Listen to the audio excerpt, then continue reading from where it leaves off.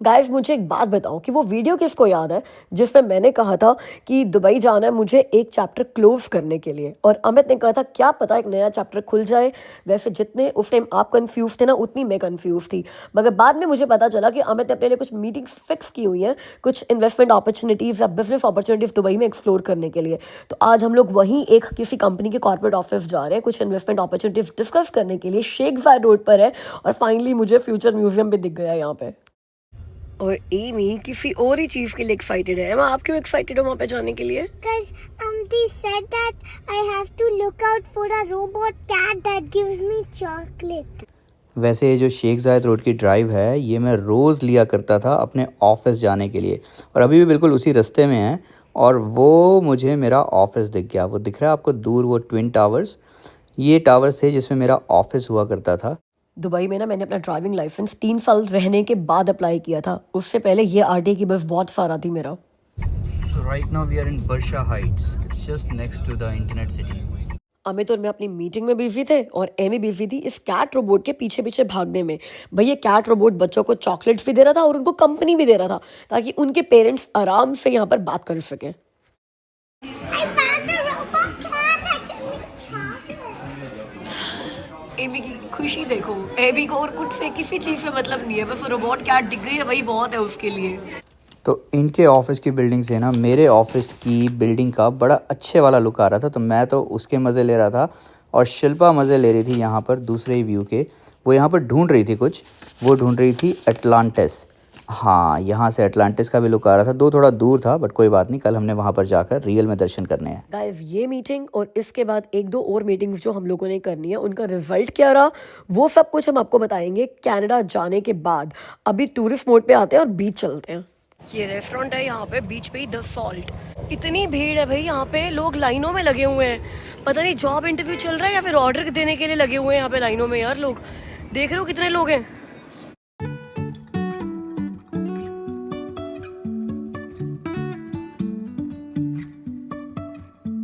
Life is a winding road. आज हमारा 1:30 बजे का पिकअप है डेफिट सफारी के लिए, तो आज हम लोग डेफिट सफारी जा रहे हैं। वैसे अगेन आई वुड से कि अमित और मैंने तो डेफिट सफारी कई बार की हुई है, लेकिन एमी के लिए एक अलग एक्सपीरियंस होगा। अगर हम लोग यहाँ गल्फ आए हैं तो डेफिट का एक्सपीरियंस लेना बनता है। एमी दुबई को और गल्फ को वो डेफिट की तरह तभी याद रखेगी जब वो एक्चुअली में डेफिट सफारी जाएगी, बिकॉज या gulf is famous for its डेफिट। और मुझे नहीं लगता कोई दुबई आता है बिना डेफिट सफारी लिए जाता है, अदर देन आपके अगर मल्टीपल ट्रिप्स लग रही है तो। बट एमी की काइंड ऑफ फर्स्ट ट्रिप है। No telling where it goes. Driving through days and nights. Won't stop for traffic lights. And I really wanna know, really wanna know if I'll ever figure out where the road goes. हम लोग अभी हैं kite बीच पे। Kite बीच पर ना आपको बुर्ज अल अरब का भी व्यू बहुत अच्छा आता है और पूरी दुबई की स्काई लाइन जिसमें बुर्ज खलीफा भी है उसका व्यू भी बहुत अच्छा आता है। हम लोग यहीं पे आते थे पापा मम्मी को लेकर। पापा मम्मी के साथ हमारी यहाँ पे इतनी मेमोरीज हैं। पापा को ये बीच बहुत पसंद था, तो पापा मम्मी मैं अमित उस टाइम एमी नहीं थी, आते थे सुबह सुबह और यहाँ पर चटाई बिछा के और चेयर्स लेकर पूरा दिन इवनिंग तक यहीं पर रहते थे और फिर घर जाते थे। तो मोस्टली हम लोग फ्राइडेज को ये करते थे बिकॉज अमित की फ्राइडे की छुट्टी होती थी। अब गाइस अगर मैं दुबई के कुछ आपको टूरिस्ट टिप्स बताऊँ ना तो 2-3 चीज़ें जो अगर आप दुबई में ऐसा टूरिस्ट आ रहे हो तो वो ध्यान रखना। एक तो जब आप मीना बाज़ार जाते हो तो मीना बाज़ार में ना बड़े सारे स्कैम्स होते हैं। एक स्कैम के तो विक्टिम हम लोग बन भी चुके हैं पर्सनली, अभी नहीं, जब हम लोग दुबई बिल्कुल नए नए आए थे। मतलब आप मानकर चलो कितने साल पहले की बात कर रही हूँ मैं, 11-12 साल पहले की बात कर रही हूँ, बिकॉज 6.5 साल दुबई छोड़े हुए हो गए हैं। 5 साल हम लोग दुबई में रहे थे। और मैं बात बता रही हूँ जब हम लोग दुबई में नए नए आए थे, मतलब फर्स्ट मंथ था हमारा दुबई में, आपको ना वहाँ पे बहुत सारे वो सस्ते फ़ोन्स देंगे ब्रांडेड। कहेंगे सैमसंग का फ़ोन ले लो 300 दिरहम का, 400 दिरहम का, आईफोन ले लो 1000 दिरहम का, and you will be like यार इतना सस्ता दे रहे हैं। और वो पता है बिल्कुल ब्रांड न्यू पैकिंग में देंगे, डब्बे में सील्ड, तो आपको लगेगा कि बिल्कुल सही दे रहे हैं ये। और आप उनसे पूछोगे ना कि अब इतना सस्ता कैसे दे रहे हो, बड़े वेग से रीज़न दे देंगे। तो ऐसे ही जब हम लोग स्कैम का पार्ट बन गए थे, बिकॉज हम लोग का पहला महीना था दुबई में, वी वर लाइक कि मिलता होगा यार यहाँ पे, तो हमने 400 या 500 दिरहम में उस टाइम का सैमसंग का लेटेस्ट फ़ोन लिया था क्योंकि वो सील बंद था। तो जब घर आए हम और हमने खोला डब्बा, फ़ोन ऑन किया, इतनी ज़ोर से सायरन बजा और वो सैमसंग का फ़ोन एकदम से चाइनीज़ फ़ोन में कन्वर्ट हो गया। तो मतलब बाहर बॉडी पूरी सैमसंग फ़ोन की है but it was Chinese phone. ऐसे ही स्कैम अभी भी चल रहे हैं। फिर आपको मैंने बताया कि कॉपी बैग्स बहुत मिलते हैं यहाँ, कॉपी वॉचेस बहुत मिलती हैं।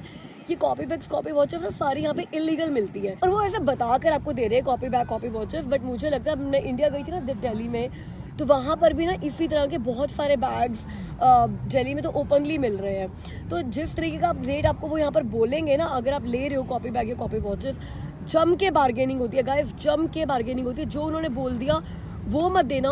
आप उनको आधा भी कर दोगे ना तब भी आप लेकर आ जाओगे, आधे से भी कम पे लेकर जाओगे। तो फर्स्ट तो I want to tell you कि यार कॉपी बैग्स, कॉपी वॉचेस के चक्कर में ना ही पड़ो, कोई बहुत अच्छी क्वालिटी है नहीं, और अगर ले ही रहे हो तब तो जम के बार्गेनिंग करके लेना। थर्ड थिंग है गोल्ड प्राइसेस। गोल्ड प्राइसेस में तो आप बार्गेनिंग नहीं कर सकते, जो चल रहा है गोल्ड प्राइस वही है। बट अगर आप दुबई से गोल्ड खरीद रहे हो तो आप मेकिंग चार्जेस में बहुत अच्छी बार्गेनिंग कर सकते हो। ऐसे यूँ मत पूछो कि अच्छा ये गोल्ड का पीस है या गोल्ड का कड़ा है, ये गोल्ड की ईयरिंग है, जो भी आप ले रहे हो तो इनका प्राइस क्या है। आप उनसे ये पूछो कि ये कितने ग्राम का है, उस ग्राम को आप मल्टीप्लाई करो जो भी गोल्ड का रेट चल रहा है, उसके बाद आपको पता चलेगा कि वो कितना मेकिंग चार्ज ले रहे हैं। कई बार वो पर पीस का मेकिंग चार्ज ले रहे होते हैं, कई बार वो पर ग्राम का मेकिंग चार्ज ले रहे होते हैं। तो don't go bye there price tags या फिर जो उन्होंने प्रिंट रेट लिखा हुआ है। आप ऐसी ऐसी दुकानों पर जाओ जहाँ पे आपको बार्गेनिंग पॉसिबल है। कई दुकानें होंगी जो अपने नाम का खा रही है, अपने ब्रांड का खा रही है, और वो लोग आपसे बहुत बार्गेनिंग नहीं करेंगे। बट हमने तो डमास पे, कल्याण ज्वेलर्स पे भी बहुत बार्गेनिंग की हुई है। बट अगर आपको लगता है कि यार ये लोग नहीं कर रहे हैं, कहीं और से ले लो यार, डिज़ाइंस आपको मिल जाएंगे। अनलेस आप बहुत ही ज़्यादा पर्टिकुलर डिज़ाइन के लिए, जैसे मैंने अपना एक गोल्ड कड़ा लिया था दुबई छोड़ने से कुछ महीने पहले। That time I was very particular about the design कि यार ये मेरे पास हमेशा रहना है, मुझे हमेशा पहना, तो मुझे डिज़ाइन से कॉम्प्रोमाइज़ नहीं करना। तो उसका हमने बहुत ज़्यादा मेकिंग चार्ज भरा था। बट अगर अमित का कड़ा लिया था, अमित की चेन ली थी, अमित वॉज नॉट वेरी फर्फी अबाउट द डिज़ाइन, तो हमने कई बार तो ना ऐसे ऑफर्स में DFF वगैरह जब चलता है Dubai shopping festival, zero making charges पर भी गोल्ड उठाया हुआ है। तो बहुत अच्छे से शॉपिंग करो, बहुत क्वेश्चंस पूछो, नेगोशिएट करो, बार्गेनिंग करो, ये सब कुछ यहाँ पे होता है। एक टिप दे सकती हूँ, वो ये है कि अगर आप दुबई में फैमिली के साथ आ रहे हो तो बेटर है गाड़ी रेंट कर लो। रेंट अ कार बहुत चलती है दुबई में, बहुत ज़्यादा, बहुत इजी हो जाएगा आपका दुबई घूमना। फिर आप ना टूरिस्ट कंपनी के उनके आइटनरी पर नहीं रहोगे कि अगर उन्होंने आपको आज के लिए डेजर्ट सफारी बुक किया तो आप सिर्फ डेजर्ट सफारी करोगे, कहीं और नहीं जा सकते, या फिर उनके हिसाब से सिर्फ शॉपिंग मॉल्स ही घूमते रहोगे। बहुत सारी चीज़ें हैं दुबई में, एक्सपीरियंसेस हैं जो अगर आपके पास गाड़ी है तो आप घूमते घूमते कवर कर सकते हो। जैसे आज हमारा और कुछ नहीं था तो हम लोग यहाँ बीच पर आ गए थोड़ा टाइम स्पेंड करने के लिए। फिर बड़े सारे मॉल्स हैं जो कि इतने फेमस नहीं है लेकिन वो भी अच्छे एक्सपीरियंस है। जैसे अब एक मर्काटो मॉल है, वो यूरोपियन वाइब है। एक यहाँ पे IMG वर्ल्ड में एक फ्रेंच विलेज है, IMG वर्ल्ड ही है या फिर कुछ और है, बट एक फ्रेंच विलेज बना रखा है, आपको मैं बताऊंगी।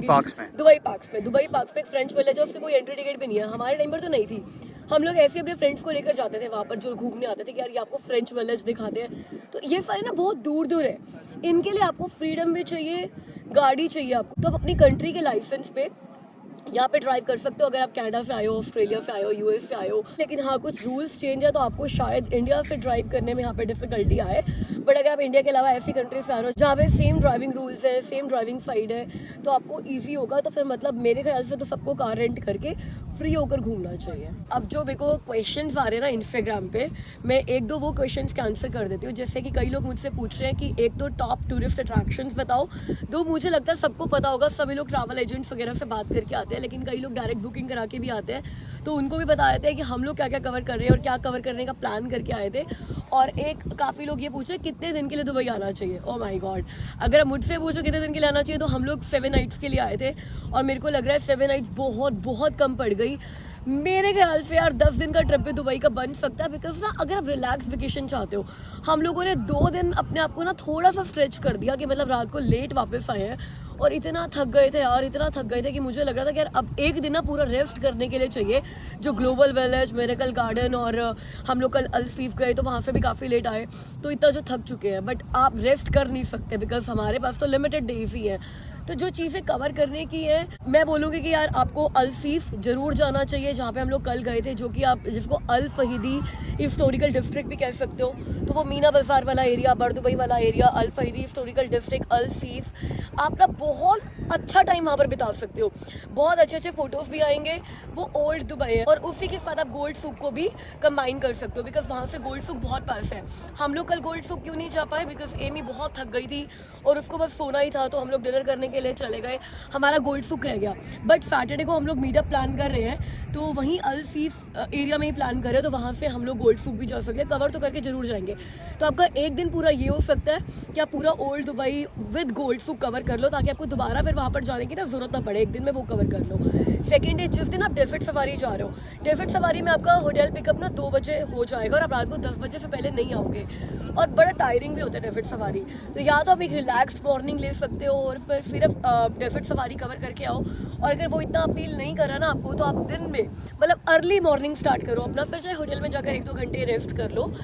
2 चीज़ें कर सकते हो, या तो फिर आप किसी बीच पर आ जाओ, किसी बीच को सुबह के टाइम पर कवर कर लो, या फिर कोई एक शॉपिंग मॉल कवर कर लो।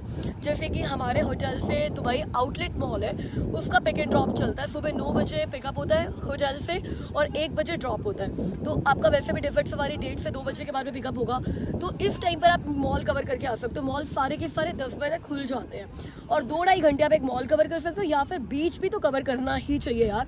पिक्चर्स बीच में भी बहुत अच्छे आते हैं और व्यू भी काफ़ी अच्छा आता है, बुर्ज अलब का, बुर्ज खलीफा का, स्काई लाइन का।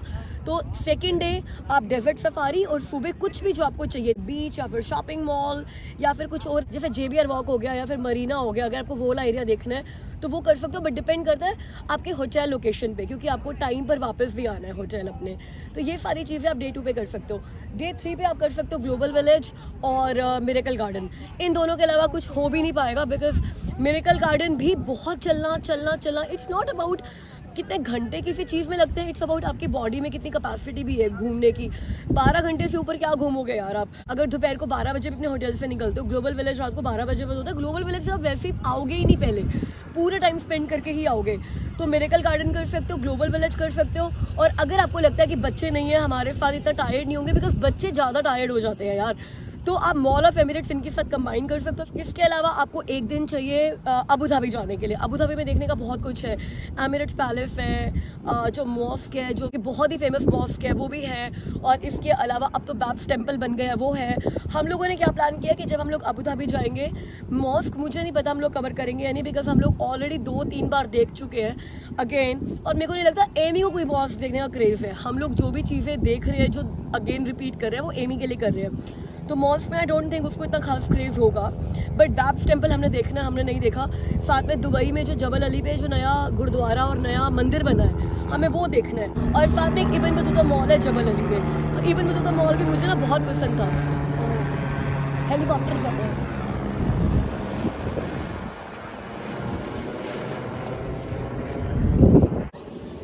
इब्न बतूता मॉल भी ना हम लोगों को बहुत पसंद था, बिकॉज इब्न बतूता मॉल में ना सारे कोर्ट यार्ड्स की रूफ बड़ी ब्यूटीफुल है और अलग अलग ना थीम दे रखी है इब्न बतूता मॉल में, कोर्ट यार्ड में। तो हमारा प्लान है कल हम लोग इब्न बतूता मॉल जाएं, थोड़ी सी देरी स्पेंड करेंगे, बहुत ज़्यादा नहीं। उसके बाद हम लोग जबल अली गुरुद्वारे और जबल अली मंदिर देखें जो नया बना हुआ है, वहाँ से हम लोग अबू धाबी चले जाएँ। अबू धाबी में हम लोग बैब्स टेम्पल देखेंगे। साथ में एक लेक है जो मैंने इंस्टाग्राम पे ही चेक करी है, अबू धाबी में एक बहुत ब्यूटीफुल सी लेक बना रखी है। अगर हुआ तो हम उस लेक में जाएंगे और एमिरेट्स पैलेस जाएंगे। तो ये सारी चीज़ें कवर करने के अलावा कल हमारे एक फ्रेंड से मिलने का हमारा प्लान है, जो हमारा ओल्ड फ्रेंड है, तो टाइम से वापस आना पड़ेगा सो दैट हम उनकी फैमिली को भी मिल सके। तो ये एक दिन पूरा अबू धाबी और जबल अली गुरुद्वारा और इब्न बतूता मॉल और मंदिर, बैब्स टेम्पल, ये सारी चीज़ें आप एक दिन में कवर कर सकते हो।